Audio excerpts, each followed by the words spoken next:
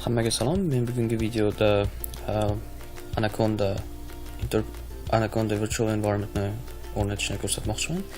Bu ham Python interpreter kabi bir xil xizmat qiladi, lekin ko'proq imkoniyatlar va qulayliklar yaratib beradi. Agar allaqachon Python interpreterni o'rnatib bo'lgan bo'lsangiz, buni o'rnatishingiz shart emas, lekin sizlarga o'rnatishni tavsiya qilaman. Xo'sh, buni Anaconda virtual environment buni o'rnatish uchun anaconda.com veb-saytiga boramiz va bu yerdan downloadni tanlaymiz va downloadni bosgandan so'ng bu yerda kompyuteringiz turiga qarab tanlashingiz kerak bo'ladi. Windows, Apple yoki Linux. Mening kompyuterim Windows va Windowsni tanlayman. Va bu yerda Python 3-versiyasi va Python 2-versiyalari bor.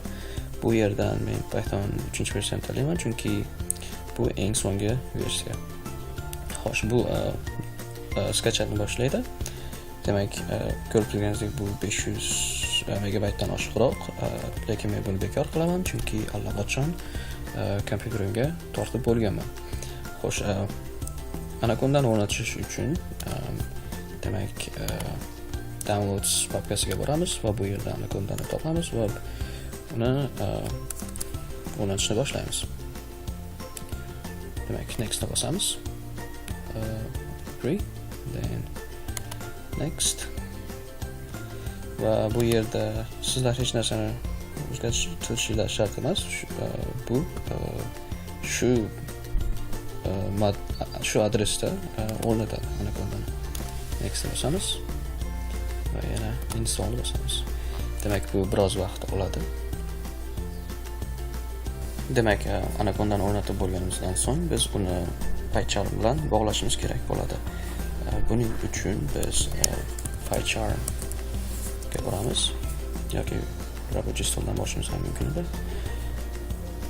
Demak, bu Pythonni oladi va bu yerdan biz fileni bosamiz va settings va undan so'ng demak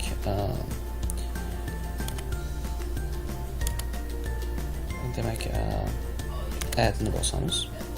Ya'ni bu yerda biz yangi environment yaratishga imkon beradi va bu yerdan biz demak yangi yaratamiz. Bu yerda turini tanlashimiz kerak bo'ladi. Conda environment va buni siz xohlagan nom berishingiz mumkin. Aytaylik, birinchi dastur. Demak, va bu yerga o'sha Conda programmasini adresini qo'yishimiz kerak bo'ladi. Menimcha sizlarda bu bo'sh va buni topish uchun biz comment promptni ochamiz.